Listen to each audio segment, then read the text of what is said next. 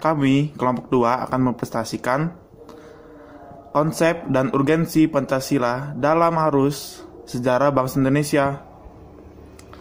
Dan saya, Jose Andreas, akan memperkenalkan pada kalian semua anggota kelompok yang berkontribusi presentasi pada hari ini. Yang pertama, Husnul Khotimah. Yang kedua, Mutia Azara. Yang ketiga, Sigit Supriyadi. Yang keempat, David Kusuma. Yang kelima, Andika Dwi. Yang keenam, Raden Ametis Nalendra. Yang ketujuh, Maulana Akbar. Yang ke-8, Fatan Sidik. Yang ke-9, Afilia Nurjana. Yang ke-10, Cindy Novita. Yang ke-11, Inaya Dea Adila.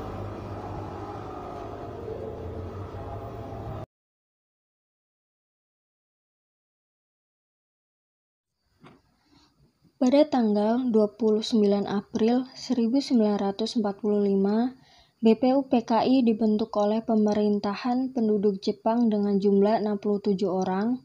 60 orang diantaranya berasal dari pihak Indonesia dan disebut sebagai anggota aktif, sementara 7 sisanya adalah berasal dari pihak Jepang dan disebut sebagai anggota pasif.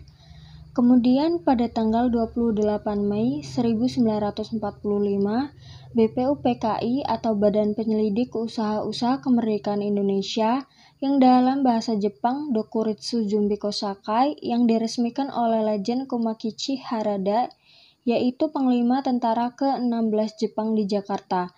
BPUPKI dibentuk oleh pemerintahan pendudukan tentara Jepang sebagai upaya mendapatkan dukungan dari bangsa Indonesia atas peristiwa pengeboman yang terjadi di kota Hiroshima dan Nagasaki. Kemudian pada tanggal 29 Mei 1945, dilakukan sidang pertama BPUPKI dengan pokok pembicaraan mengenai calon dasar negara atau yang sekarang kita kenal yaitu Pancasila. Pada gambar di samping dapat terlihat sebuah dokumentasi saat dilaksanakannya sidang pertama BPUPKI. Dan yang terakhir, pada tanggal 1 Juni 1945, pidato Insinyur Soekarno mengenai 5 butir gagasan tentang dasar negara Indonesia, sehingga ditetapkanlah bahwa tanggal 1 Juni merupakan hari lahirnya Pancasila. Pada tanggal 29 Mei 1945, Muhammad Yamin memberikan pendapat mengenai isi Pancasila yang terdiri dari 5 poin. Antara lain, yang pertama ada peri kebangsaan, yang kedua ada peri ketuhanan, yang ketiga ada peri kemanusiaan, yang keempat ada peri kerakyatan, dan yang kelima ada peri kesejahteraan. Pendapat isi Pancasila menurut Profesor Dr. Supomo. Yang pertama, teori negara perseorangan atau individualistik. Negara adalah merupakan suatu masyarakat hukum yang disusun berdasarkan perjanjian antar individu yang menjadi anggota masyarakat. Kegiatan negara diarahkan untuk mewujudkan kepentingan dan kebebasan pribadi. Pengajur teori ini antara lain Thomas Hobbes, John Locke, Jean-Jacques Rousseau, Herbert Spencer, dan Harold J. Lasky. Yang kedua, paham negara kelas, yaitu teori golongan atau kelas. Negara adalah merupakan alat dari suatu golongan atau kelas yang mempunyai kedudukan ekonomi yang paling kuat untuk menindas golongan lain, yang kedudukan ekonominya lebih lemah. Teori golongan diajarkan oleh Karl Marx, Friedrich Engels, dan Lenin. Dan yang ketiga, paham negara integralistik atau teori integralistik atau persatuan. Negara adalah susunan masyarakat yang integral, yang erat antara semua golongan. Semua bagian dari seluruh anggota masyarakat merupakan persatuan masyarakat yang organis. Negara integralistik merupakan negara yang hendak mengatasi paham perseorangan dan paham golongan, dan negara mengutamakan kepentingan umum sebagai satu kesatuan. Teori ini diajarkan oleh Bendix de Spinoza, F. Hegel, dan Adam Muller. Itu adalah pendapat Profesor Dr. Supomo tentang isi Pancasila pada tanggal 30 Mei 1945. Terdapat 5 gagasan negara yang dicetuskan, yaitu yang pertama nasionalisme atau kebangsaan Indonesia, yang kedua internasionalisme atau peri kemanusiaan, yang ketiga mufakat atau demokrasi, yang keempat kesejahteraan sosial, dan yang kelima ketuhanan yang berkebudayaan. Piagam Jakarta adalah dokumen historis berupa kompromi selang pihak Islam dan pihak kebangsaan dalam BPUPKI untuk menjembatani perbedaan dalam agama dan negara yang disebut juga Jakarta Charter.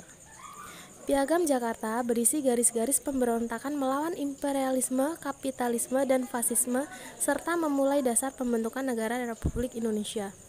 Piagam Jakarta berbunyi, 1. Ketuhanan dengan kewajiban menjalankan syariat Islam bagi pemeluk-pemeluknya.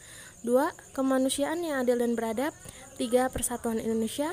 4. Kerakyatan yang dipimpin oleh hikmat kebijaksanaan dalam permusyawaratan perwakilan. 5. Keadilan sosial bagi seluruh rakyat Indonesia. Selanjutnya, maklumat pemerintahan Jepang. Pemerintah Jepang memberikan janji kemerdekaan bagi bangsa Indonesia pada tanggal 24 Agustus 1945. Untuk menyikapi hal tersebut, pemerintah Jepang pada pertengahan Agustus 1945 membentuk Panitia Persiapan Kemerdekaan Indonesia atau PPKI. PPKI yang telah terbentuk dilantik pada tanggal 19 Agustus 1945 dan memulai sidang pertamanya pada tanggal 19 Agustus 1945. Hal tersebut dilakukan untuk mempersiapkan kemerdekaan Indonesia pada tanggal 24 Agustus 1945. Periode pengesahan Pancasila. Jadi sebelum disahkannya Pancasila terdapat beberapa periode. Yang pertama pada tanggal 12 Agustus 1945, Presiden Soekarno, Muhammad Hatta dan juga Rajiman Weddiodiningrat dipanggil oleh penguasa militer Jepang di Asia Selatan ke Saigon untuk membahas tentang Hari Kemerdekaan Indonesia. Pada tanggal 14 Agustus 1945, Jepang menyerah kepada sekutu tanpa syarat. Selanjutnya pada tanggal 15 Agustus 1945, Presiden Soekarno, Muhammad Hatta dan Rajiman kembali ke Indonesia. Kedatangan mereka disambut oleh para pemuda yang mendesak agar kemerdekaan bangsa Indonesia segera diproklamasikan secepatnya. Pada tanggal 16 Agustus 1945, terjadilah penculikan terhadap Soekarno dan juga Muhammad Hatta yang dilakukan oleh sejumlah pemuda. Dan pada tanggal 17 Agustus 1945, dicetuskanlah Proklamasi Kemerdekaan Indonesia, yang teks kemerdekaan itu didiktekan oleh Muhammad Hatta dan ditulis oleh Soekarno. Proklamasi. Kami, bangsa Indonesia, dengan ini menyatakan kemerdekaan Indonesia. Hal-hal yang mengenai pemindahan kekuasaan dan lain-lain diselenggarakan dengan cara seksama dan dalam tempo yang sesingkat-singkatnya. Jakarta, 17 Agustus 1945. Atas nama bangsa Indonesia, Soekarno-Hatta. Selanjutnya adalah putusan penting pada pembukaan Undang-Undang Dasar 1945. Putusan-putusan penting yang telah dirumuskan di Pancasila pada pembukaan Undang-Undang Dasar 1945 adalah yang pertama, mengesahkan Undang-Undang Dasar 1945. Yang kedua, memilih presiden dan wakil presiden. Dan yang ketiga, membentuk KNIP dengan anggota intinya adalah mantan anggota dari PPKI. Urgensi Pancasila dalam kajian sejarah bangsa. Hasil survei yang dilakukan oleh Kompas yang dirilis pada 1 Juni 2008 menunjukkan bahwa pengetahuan masyarakat tentang Pancasila merosot secara drastis. Fenomena tersebut sangat memprihatinkan karena menunjukkan bahwa pengetahuan tentang Pancasila yang ada dalam masyarakat tidak sebanding dengan semangat penerimaan masyarakat terhadap Pancasila. Terima kasih, itulah tadi sedikit penjelasan dari kelompok kami tentang konsep dan urgensi Pancasila dalam arus sejarah bangsa Indonesia, yang dimana di dalamnya terdapat materi pengusulan nama Pancasila, pendapat Pancasila menurut Muhammad Yamin dan Dr. Supomo, terdapat gagasan negara, terdapat periode perumusan Pancasila, maklumat pemerintah penduduk Jepang, ada juga tentang periode pengesahan Pancasila, proklamasi, dan keputusan pada pembukaan Undang-Undang 1945 serta urgensi Pancasila dalam kajian sejarah bangsa Indonesia. Terima kasih. Sekian yang bisa kelompok kami sampaikan. Kurang lebihnya kami mohon maaf. Kami akhiri. Wassalamualaikum warahmatullahi wabarakatuh.